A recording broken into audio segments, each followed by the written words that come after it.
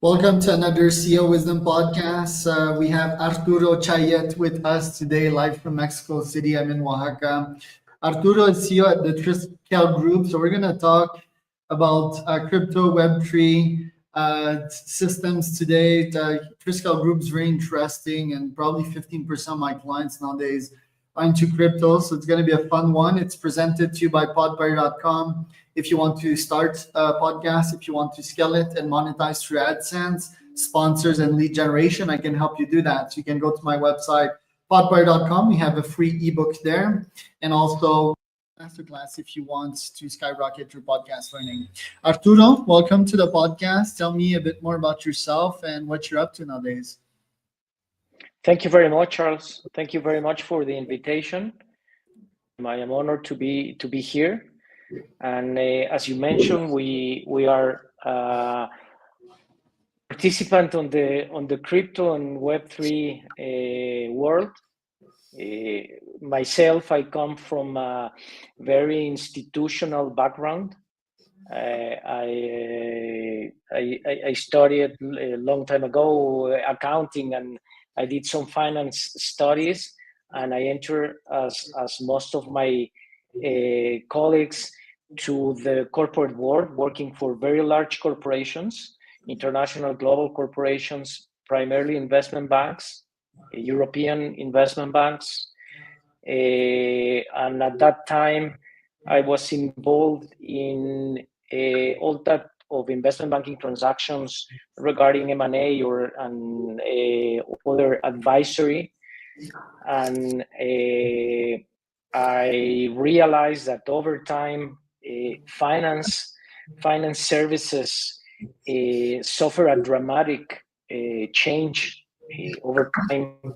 I remember at a very younger age, communication and to do cross-border transactions was a challenge. No, today it's immediate. No, today funding a company, investing in a company, partnering with a company in terms of the logistics of funds to be transferred, it's immediate. No, and that's what to my partners and myself got interested is. So we got involved in this crypto world. No, we are in love on the concept of DeFi finance, where no centralized entity controls the operations and the transactions and all the logistics. It's basically controlled by the blockchain.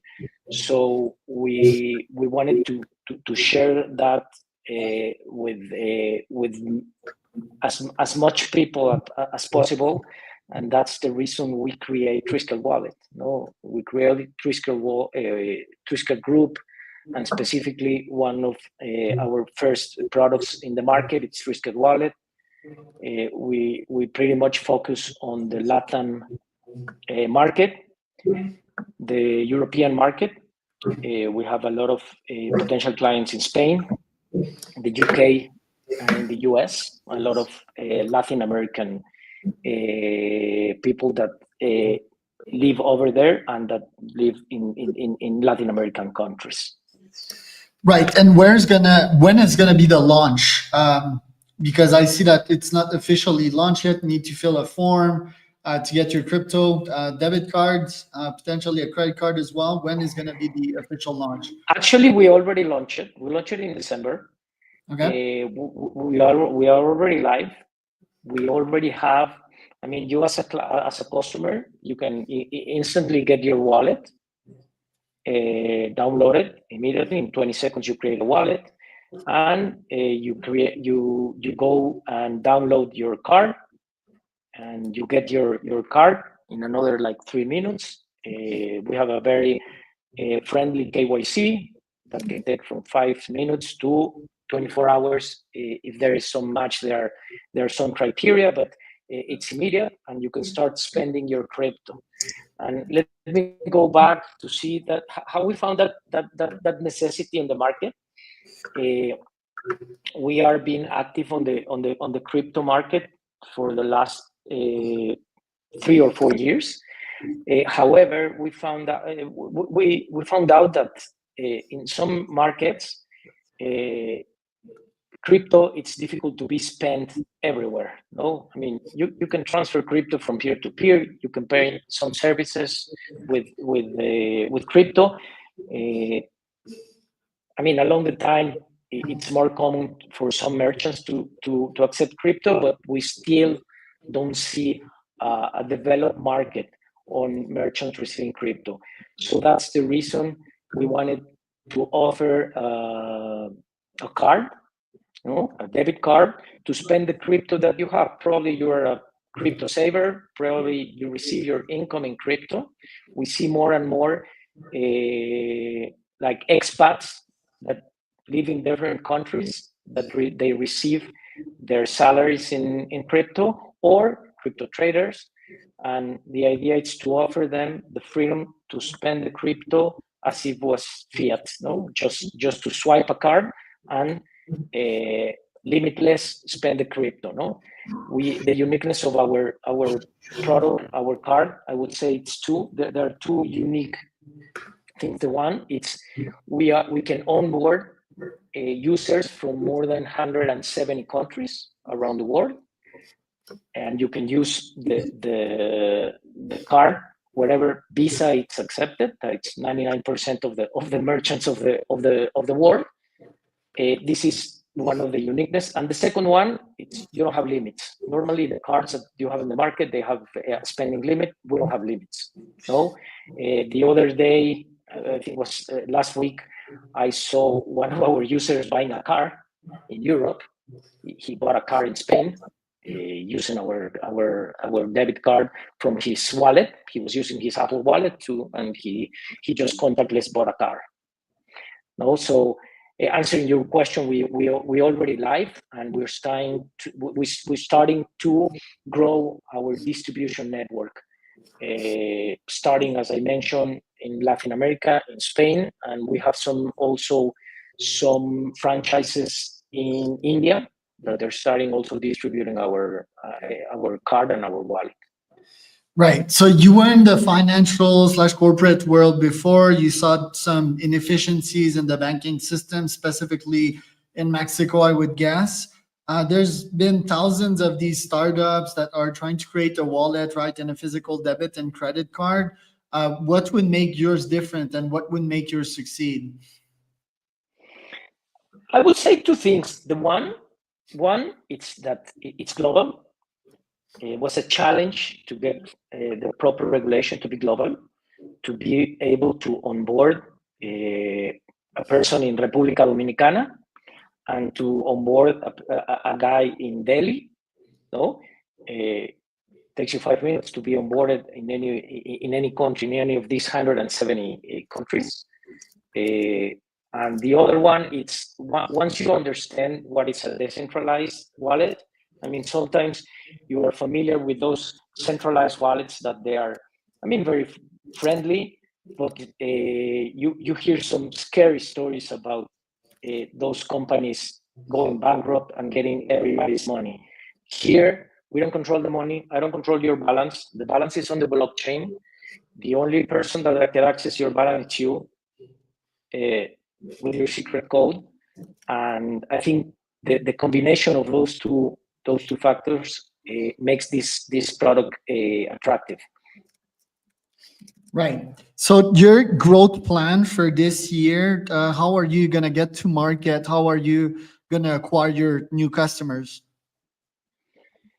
We have a referral program model, and that's not an MLM, not at all. It's more like an insurance company type of distribution.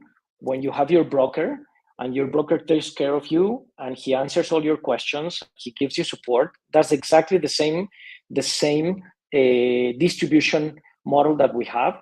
We have franchises, and our franchises can either have direct users or can have a franchise that it works for them and bring them users.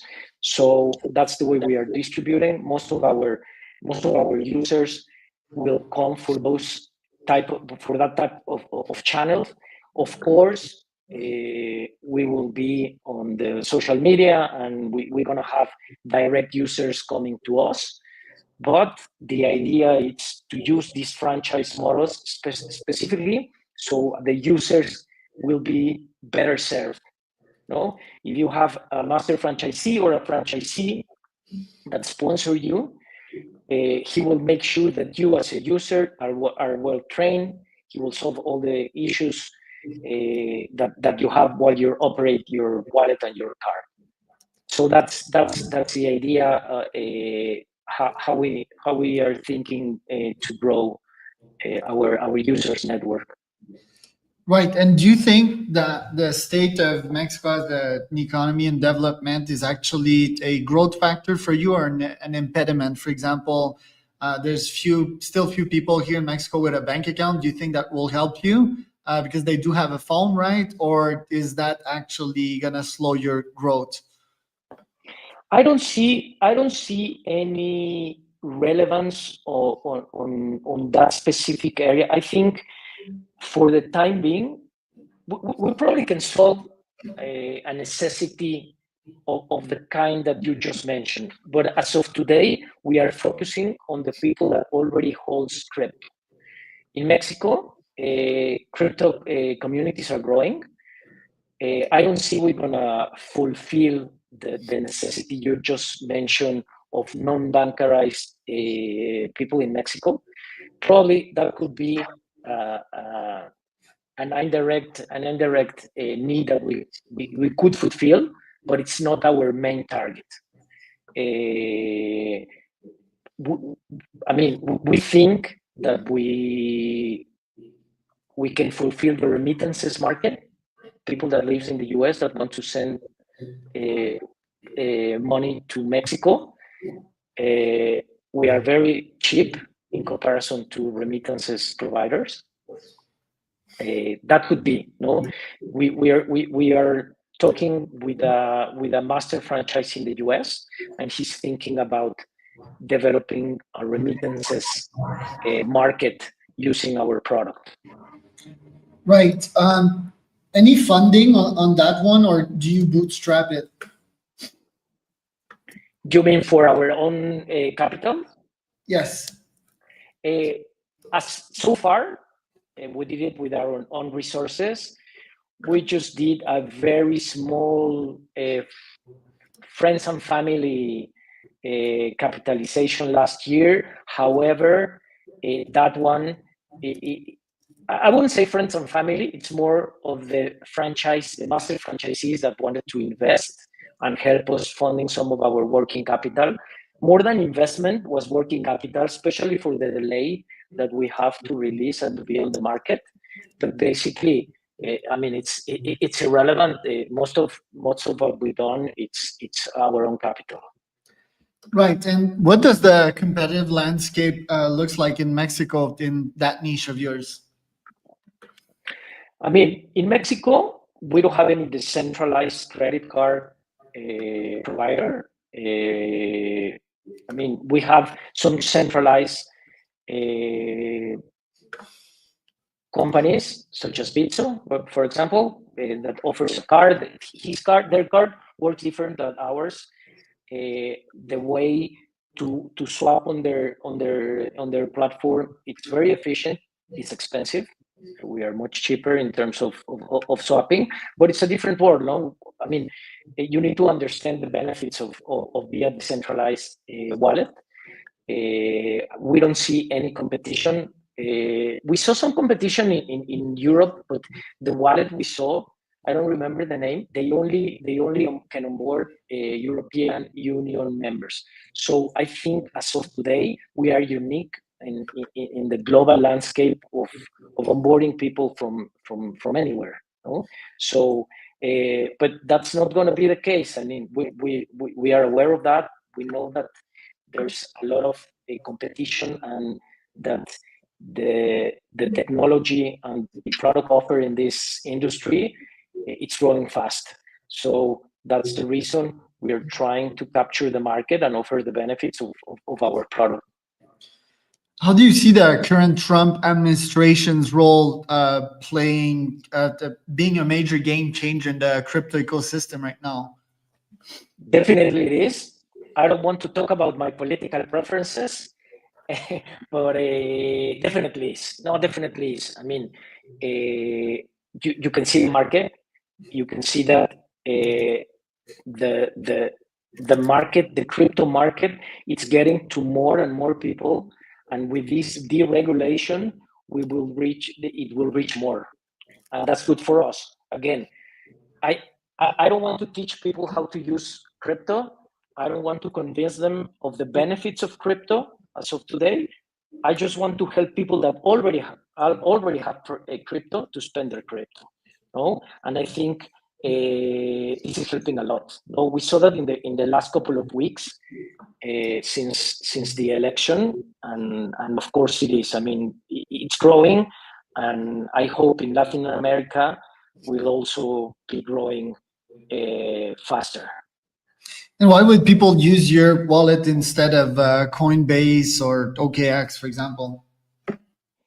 The card, I will say the card.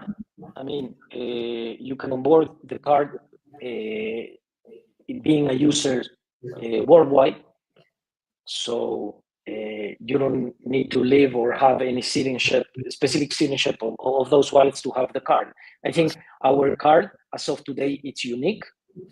It's amazing the way it works. We have a US technology, and it works perfectly. I mean, the way you just fund the card and use the card, it's like to have a fiat debit card with the benefits of having crypto at a very, very competitive rate. Got it. And okay, you as an investor, like how do you spread your portfolio? Do you consider crypto to be risky? Do you still invest in stocks? Do you still invest in real estate? How do you spread your full investment portfolio? I am a huge crypto fan. I'm not very fancy on crypto. I normally I believe in those original cryptos, and especially the cryptos that they run a network, such as Ethereum or BTC or Bitcoin. And sometimes when there are some opportunities, I just invest less than 5% of that in those like meme coins or that type of coins. I am more of a conservative investor, having some fixed income products, some growing stocks, EI stocks, and the normal fixed income. I would say 70% of my portfolio would be in those fixed income, and 30% will be in the high risk, including crypto. So that's the way I am. My partners are not that way. My partners are more aggressive than myself. But answering your question on my personal, that would be. And okay, the startup ecosystem in Mexico, last but not least, what are you seeing in Mexico as an economy in terms of competitiveness, right? And the startup ecosystem, do you feel that it's a nice place in the world to start a startup in Mexico? I think it is. I would like to clarify, our company is not Mexico-based. I am based in Mexico. My partners are part-time based here and part-time based in Spain, but our company, it's based in Dubai, Panama, and Canada. So, but we see, I mean, Bitso, it's a success story. It's a Mexican-based company, and I think we have a lot of creative entrepreneurs here, and I think the Mexican nature of networking with people all over the world helps a lot in creating these disruptive type of companies. No, we identify a necessity, and I think a lot of success stories on Mexican startups, even though some of them are not based here. For some regulation issues, especially the crypto market. It's not well developed in Mexico, and I know those large companies started again with entities outside Mexico and find the right way. They found the right way to legally operate here. No, so we have the ability to market our product in Mexico and in those 170 countries without being established there. That's the way I see it. But I see not only in this industry, in other industries, more and more Mexican startups getting really, really successful. Right. And tell me about Dubai as a startup ecosystem. What are you seeing that is great in Dubai via the rest of the world? I mean, we have our holding in Dubai. Dubai, it's now a common place to have holding accounts for fintech companies and for digital assets. However, the companies that we operate that are in Panama for the regulation purposes. Tax is also a benefit, but the regulation process. And now we're about to get our MSB license in Canada. We already been approved by the Bank of Canada. We're just waiting, and hopefully this month we're going to get approved by FinTrack to have an MSB and to be more legally able to add products to our portfolio and operate freely over the world. But I mean, those markets as Dubai, you see more and more companies of, again, disruptive digital companies operating in those markets. Not necessarily from people from Dubai that they have a local presence, but it's more common on a legal way to have entities in Asia. Love it. Where can people find out more about you and your company, Arturo? I mean, they can download we are in App Store and in Google Store. They can download our app, Triskel Wallet. If you type Triskel Wallet, they can download our app as well. We are in social media. We have a webpage, triskelwallet.com, and they can see all the benefits and all the benefits of the wallet itself, but also we're adding other products to our portfolio. Hopefully, by the second quarter of this year, we're going to also have IBAN accounts, virtual IBAN accounts, so we can reach crypto users and we can reach fiat users. So that's going to be a product integrated to our wallet. We are very excited on that. And also it's taking a lot of time. We're trying to be very, very careful and cautious on the regulation. So we have a long-lasting product and our users can be sure that they're legally using our platform.